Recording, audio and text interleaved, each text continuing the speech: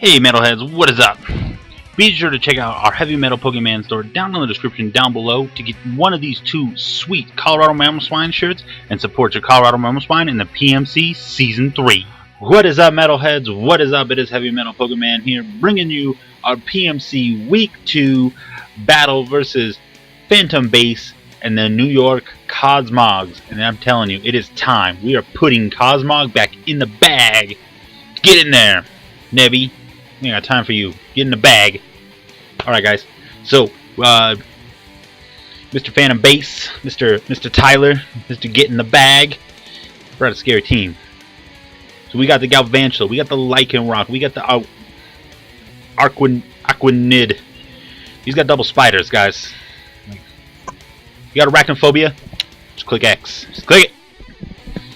So we got double spiders, got a Nidoking, a Lowland Marowak, and a Magearna.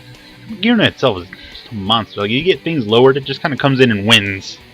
So we have to watch out for that thing. Watch out for that thing. Alright, so here we go. Let's get right into the battle. Let's get right into the battle. You know the team. Check out the team builder down below if you don't know the team, why we brought it, and things that it does, and what it does. Alright, so we gotta wait. Let me speed this up, actually. Yeah, we like the speed. Let's go 1.5. Alright, so here we go. So he's got the Spooter, of course. So I'm going to lead off with Corn, and I'm going to taunt it. We see that he does have the Unnerve ability, so he's not the Compound Eyes set, so he does not have Thunder. So we're going to taunt. And he switches out, probably predicting the Fake Out, doesn't want to lose that Sash, so he goes into Magearna. We Fire Punch it afterwards, after the taunt, so that way it can't Calm Mind or anything.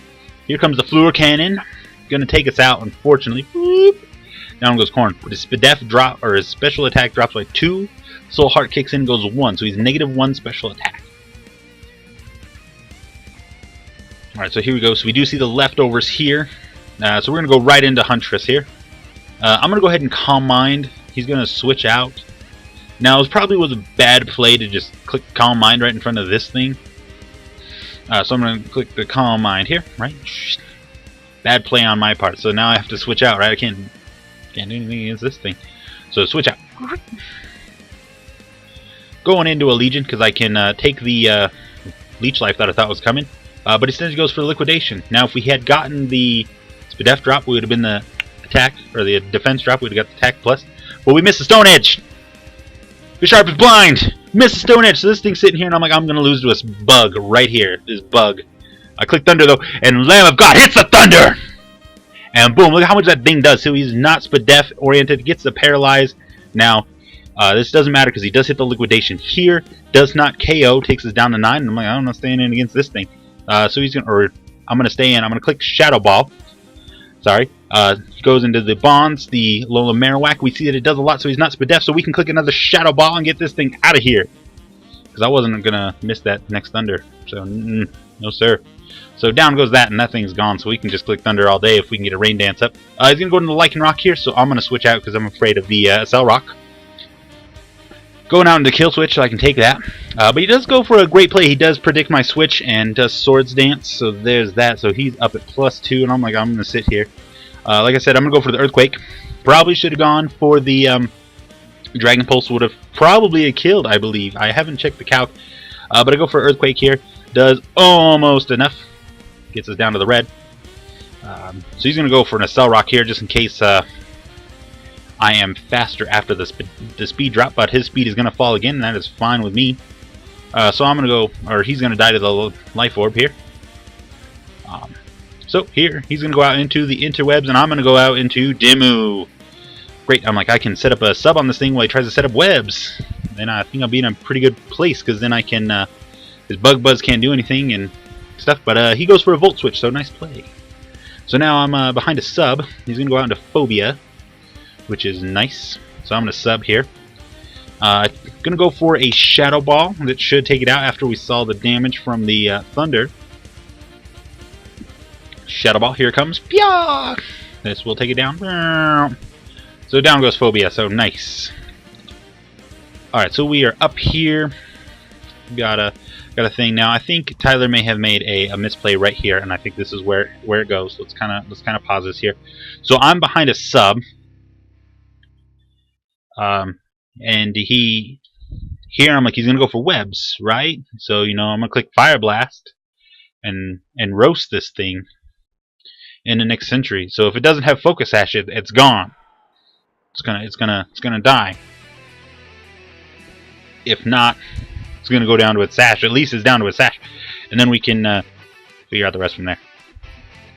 But he goes for Sucker Punch here, which I found was interesting because I could have like switched to the Espeon here too, and been in a really good place. So I go for the Fire Blast. Boom. We get the burn, which is unfortunate here. As you can see, let's pause again real quick. So he does get the burn. Now that is unfortunate for him because it goes down this turn. So right, I did get a passive kill. Thank you, Dimmu. You are leading the team right now in kills, which is awesome. So we get the burn. Now, if we didn't get the burn, here I would have probably made the switch to Espeon on the sacrifice webs, because then that would have put him in a great place.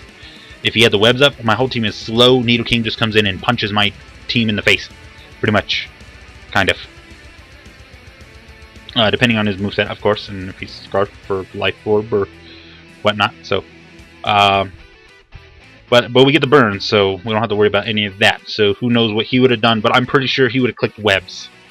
And after talking to him after the battle, he said he was going to click the webs there. So, kind of thinking like, well, I would have gone Espeon. So had he not got the burn, we would have gone Espeon here and bounced the webs back to him. So that'd have been fine. And then we outspeed again, and we just click Psychic. So we're gonna get some leftovers here, and that just goes down, right? Boom, faints. So down goes the spider. He's gonna go out into Sheer Horse the Nidoking. Great name, great name. So we're gonna switch because we don't want to take a Earth Power. So we're gonna switch here. We're gonna go into this. We're gonna take the Jolteon is gonna have to go down to this, but this allows me to get a free switch in to Espeon. So I kind of want to see what he's locked into here. So I'm going to Calm Mind. Or I want to see if he's Scarf. But we don't, because we don't see an item because he's Sheer Force. So if he left Life Orb, we don't know. But we do see that he's not choiced. He does go for the Shadow Ball. We don't have to worry about a Spadef drop because of Sheer Force. And then because we outspeed, we got that nice, we were able to eat that. And then we can just click Psychic. Now we do get a crit here. But the crit does not matter. Crit does not matter at all because we're a +1 Espeon with base 130 special attack, so that doesn't matter. So down goes that at +1. So there goes that. So Espeon bringing us in the game because we're going to come out to Megan the Magearna here, and like I said, at plus we should KO this thing from here. If not, it's not going to do anything to it. I don't think Floor Cannon could take us out, and even if it did, we go into, like I said, the Chandelure. Let's kind of get to the next page. We go into the Chandelure, and there we go. We go into the Chandelure. We outspeed because we saw that he was leftovers, and we just click Fire Blast, and hopefully we don't miss. Or if it did get low enough, we could just click Shadow Ball and be safe that way too. So that is the game. A 3-0 win, right? No, 2-0 victory with Espeon and Chandelure in the back for us. So I thought I was going to lose. I was such on tilt after a couple of plays because it was like super late, and I'm like, oh man, and then it just kind of was like, and then all of a sudden we started bringing it back, and I'm like, hey, we're winning. But I was so on tilt after that Stone Edge because I'm like, this spider now just sits here.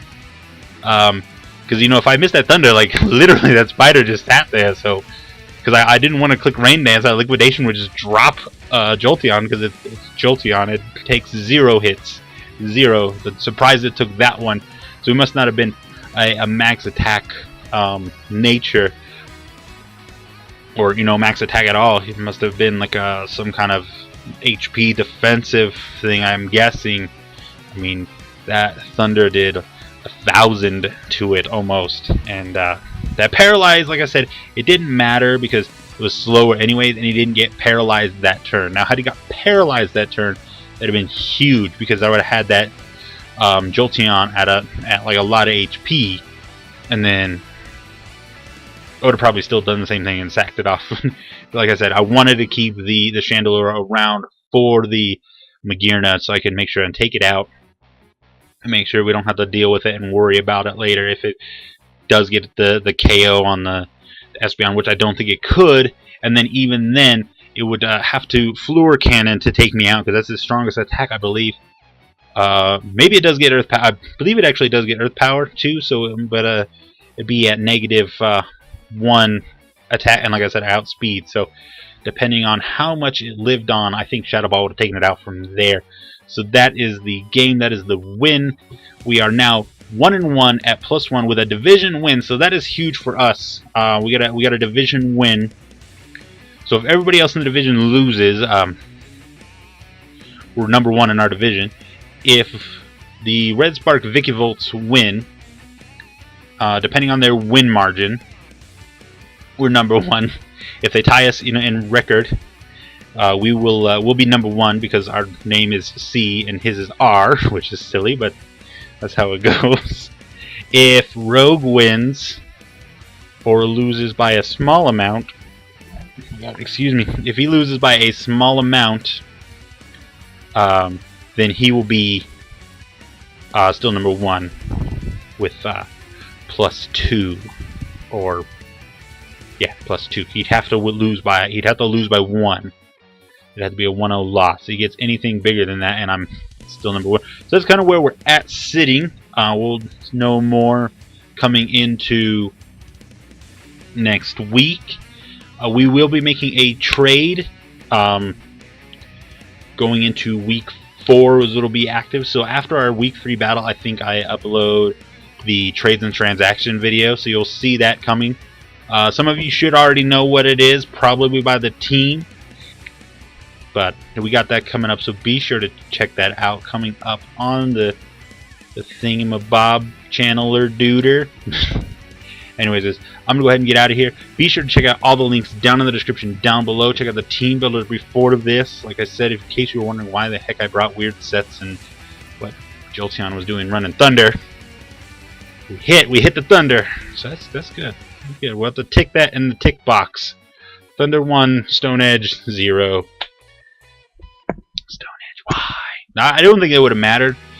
I probably would have missed the following Thunder, so that would have been in that case. So be sure to check out the links down below again for the Heavy Metal Pokemon store. You can get a Colorado Mamoswine t-shirt and support your Colorado Mamoswine in this PMC Season 3. But as always, bros, keep gaming.